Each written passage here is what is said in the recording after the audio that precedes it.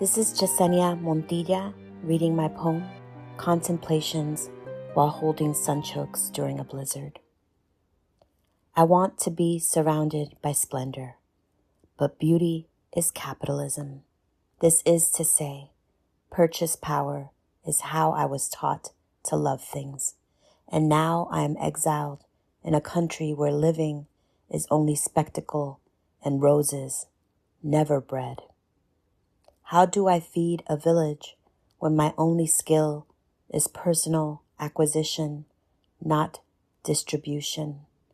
My God, how wrong I was to covet dresses over firearms, poetry books over agriculture. Ross sends me sunchokes from his garden, and I squint my eyes at them, trying to imagine the texture of drawing food from the earth.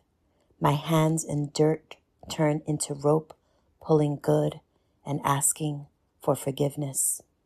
They are killing us, and we are all just going to the office, watching TV, and ordering out. I thought we were supposed to be resisting. The debts will accumulate like the snow, and we will all be forced to forfeit our lives for the revolution. I'm tired of hearing how nuanced it all is. It's not. They say it has everything to do with money and power, but what they want us to forget is that it is about how we love. We are fighting for the right to spend a storm inside, making soup and sourdough, and no one gets shot.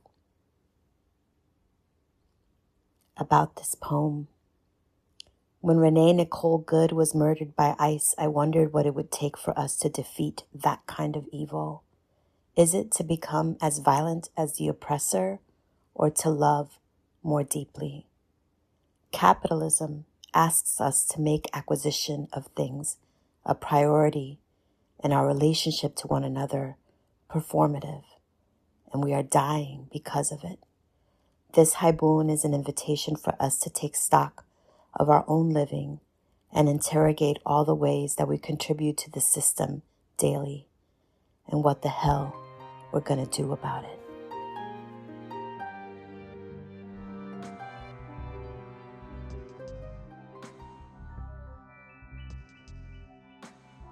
Hello, everyone. Welcome to another edition of Brown Box, music literature edition, I guess you could say. Yeah. We're going to talk about a book that we both like and the series that the book comes from. But I'm your co-host, Ryan Harsch. And I'm Chris Leroy. Chris, you want to pull out and I'll see what we reach have in there. today? Hope the right thing. Yeah, be careful there. Yeah. Oh, okay. 33 and a third version of Pink Floyd's The Piper at the Gates of Dawn. Not the Gates of Hell. Mm-hmm. Gates of Dawn by John Kavanagh. Right. And first off, just 33 and a third.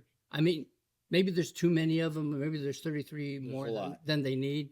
But the whole initial concept of it, that I think is great, was just individuals picking an album that was meaningful to them. Right. And in so many various ways, explaining their connection to it and why.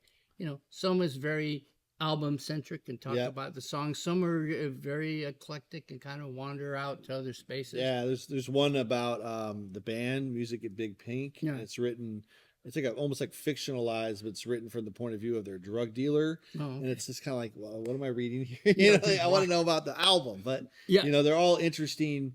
I have a pretty good size collection of these. Yeah. I couldn't find this one, but I do remember reading this at some point. They're short and just very personal. Right. And right. So since we been thinking about Pink Floyd and Sid Barrett and stuff, to go back to that original album, The Piper at the Gates of Dawn, and in John Kavanagh's case, he's from Scotland and ends up picking up this album, and it sort of changes his life. Yeah. Because he gets so absorbed into the sonically of what this album is, and it just kind of grows with him as he goes on. Right. And so he decides to write a book about it, maybe to find out, you know, why it did this to him. Sure. It really kind of captures the spirit of what was revolutionary about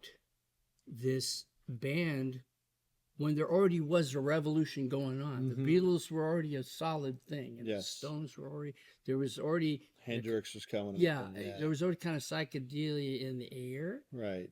But underground from that. Yeah. With Joe Boyd and the UFO Club, there are these happenings, these scenes, not unlike the Grateful Dead and the acid, parties in San Francisco. Very, very similar in a way. But what started off as, a band to play one of these early shows, and some people showing up, and then the next week more people show up, and next, pretty soon they have an album deal. Yeah. And it's rightfully earned, because what's wonderful about how he leads into the album proper is the spark that led them starts so early. It's not like some bands or some albums where they took 2 or 3 albums to kind of find themselves. Yeah. Off the bat, especially kind of with Sid's adventuresome influence and this musicianship of this band, they're in some ways very tight in their conception of that. They wanted to be this bigger, broader experience that music was. Knowing that there's this other revolution that's out there, but the revolution inside the revolution is these clubs and these longer jam pieces and the sonic things that you could do. Experimentation. That a guitar, that there was something else that you could do with a guitar. Yeah. And what would that be? Yeah. Because they were seeing Hendrix, like I mentioned, and they were seeing all the other bands in England, and they attracted, at the clubs, they had people from the Beatles coming. They had like Pete Townsend from the Who, and then that kind of attracted people to go. It's like, oh, Paul's there. Yeah, let's go because Paul's there. Yeah. But it's kind of like they paid their dues in like the club setting, kind of like the band Television. They played CBGBs for a long time, and then they finally got a record deal, and they were able to put that together. Right. And they were able to represent their live sound a little bit into their. And it's very hard on a record to do that with the way they were playing, but they were able to make it concise enough. Right. Right. If you know what I'm saying. It's important to note that they recorded, and they get into like the recording aspects. They recorded the album at Abbey Road Studios. I think around the same time Sgt. Pepper was being recorded. And it's before Abbey Road was even kind of known as Abbey Road. Yeah. And they're in there, amazingly, they're starting from, zero in a way. They're just playing for a small audience to get a contract, to start working on this music. And McCartney hears, they're like looking into each other's, what they're checking each other out. Yeah. And the Beatles are very supportive and in promoting them. So many chapters are devoted to the guy who's sort of the producer, engineer in this, Norman Hurricane Smith, right, who had 60s songs that were not like this music. We're very much kind of like, oh, baby, I know, showbiz kind of. Yeah. Just this guy with this funky voice who's like 10 years older than anyone knows. Right. Is actually a studio genius in a way, that he knows how to get a sound.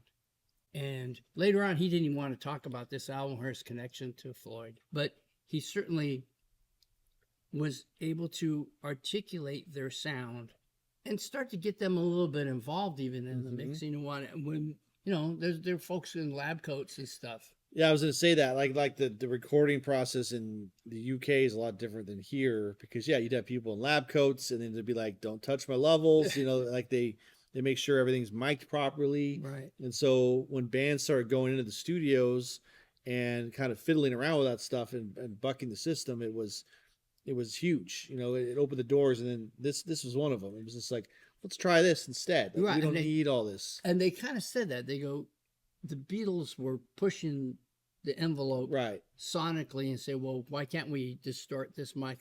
And some of the gains that would happen the night before they would benefit from it the next day. They go, well, what makes this album still strong, still a vital piece of music, is a lot of it is just the quality of the sound. You listen to the guitar sound. It took years maybe centuries for the Kinks to ever have a guitar sound. Yeah. That would be like, they would always be these kind of finky sounding things. And they, you know, they had some good producers, Shel Talmy or something, but the guitars were small. Yeah. Even the Who, for its radical maximum R&B, those early records, it was hard to get the quality of this guitar sound until later on. But this album, in this combination of that wonderful Farfisa Orbit compact duo, the Dangers, True Love, the compact duo, that sound, and just the creativity that was in the thing, and the quality of the sound that Norman Hurricane Smith applied to them, you had this music that opened up to people and opened people up in a way that had never happened before. This is a trip. Yeah, it's like the psychedelic album now. You know, it's like if you're going to name like your garage 60s psych records, like this is going to be at the top of your list. Yeah. For a lot of those reasons. They use this thing called a Benson Echarec, which was like a echo machine. Sure. And they would just use that on stage and trip people out. Yeah. Brought that in the studio and kind of replicated the sounds as well. So it would be like you get the album, go home, and it would be pretty close to what you'd be hearing. It would have the essence of it was, and the live setting, I remember totally something different. I was watching the Who, like Maximum R&B movie, and a real early interview with Townsend, and although the guys are talking, he's trying to talk, and the guys are smoking. Oh yeah, talking, yeah. And he's like trying to talk to the camera, but he was saying, you know, most albums, you do the live thing to try to replicate what you sounded like on the album. Exactly. He says, but it's sort of changing now that we're trying really hard to replicate what we do live and have it kind of come out of these speakers off the vinyl. Right. And it was hard to do because you could see even some pretty big name bands struggle to get that. But on this album, the quality of the bass, just sonically, it affects what happens to Pink Floyd all the way through. Definitely. Dark Side of the Moon ends up being, you know, the cult, you know, audiophile album, right? Yeah. It's either that or the Carpenters. Sure. Yeah. One of those. Yeah. You would. Sounds good on headphones. Yeah. You have this thing, and there'd be this impeccable sound. Steely Dan later on. Definitely. Yeah. The quality of this recording, the history of it, starts right on this album. Yes. If you want to be spacey, if you want to be expansive in your music, it better sound good. Yeah. So the audience can kind of climb into that music with you. Interstellar Overdrive, one of the longer tracks, and almost like 10 minutes. It's great. I mean, you know, it's like it never gets boring. They're always doing these really crazy things. There's a lot of panning going on back and forth. And I think like a lot of bands probably heard this and they were trying to get there, but they never quite got there. Oh, sure. You need to have the right elements, not just the right producer, but the right environment and the right kind of minds. And this was the right time. Do folks who like Pink Floyd now and you just know about Dark Side of the Moon forward, it's not the same in terms of compacted energy that happens here. Right. The quality of the recordings have always been bigger and better and better and better, but maybe never better than what happens on this album. But later on, folks who look at Grateful Dead and think about it as a jam band, they had a hell of a time trying to figure out how to create albums. Yeah. How to get it sound. They only got it right a few times. Jerry Garcia talks about it a lot. He says, you know, we don't like these studio albums because it doesn't capture who we are. Yeah. And you have this unlikely first album from a band that's relatively new. They are from obscurity into a record contract and the recording, side by side with the Beatles. It's crazy, right? How do you get there? Yeah. And so Kavanaugh, he just marvels at the end of the book. He goes, I bought this when I was 10 years old. And imagine that. In the course of writing this book, I have had to listen to it over and over and over again, and it just never gets old.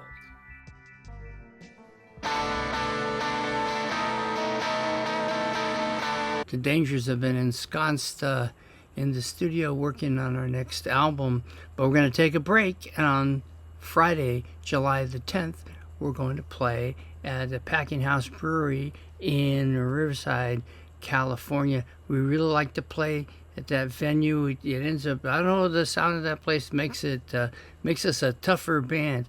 So we're looking for a great turnout. We had a good turnout at our Taking It to the Streets benefit charity thing. They made a lot of money, and I want to keep that going, and proceeds for sales we do at the Packing House we'll also donate to the Taking It to the Streets organization to help pets the homeless. So I'll see you at 7 o'clock July the 10th. That's a Friday, and we'll play until they tell us to stop, which could be hours.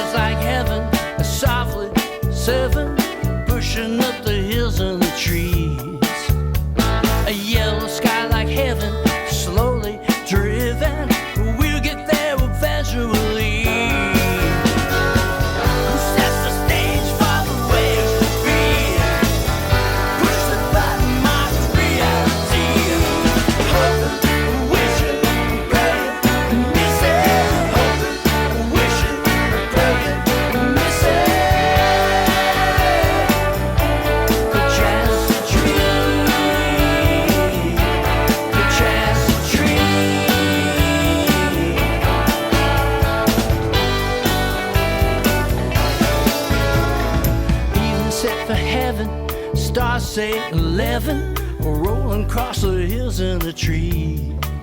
An evening sky like heaven, slowly moving. We'll get back eventually.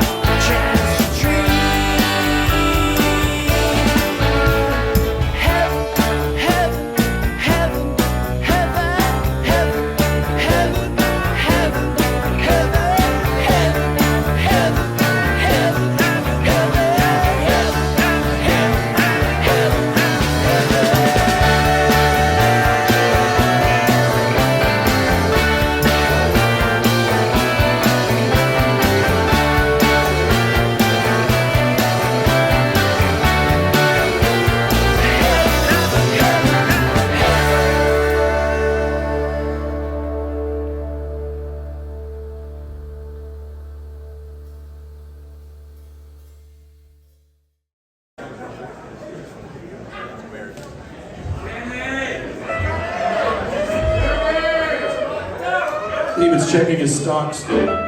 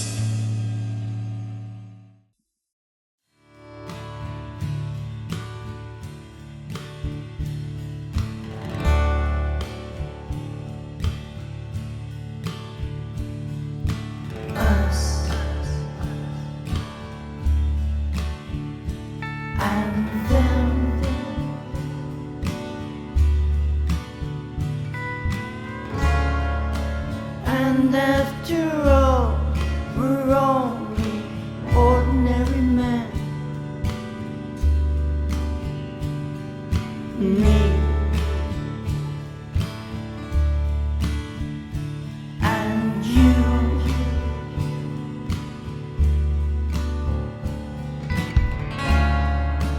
God only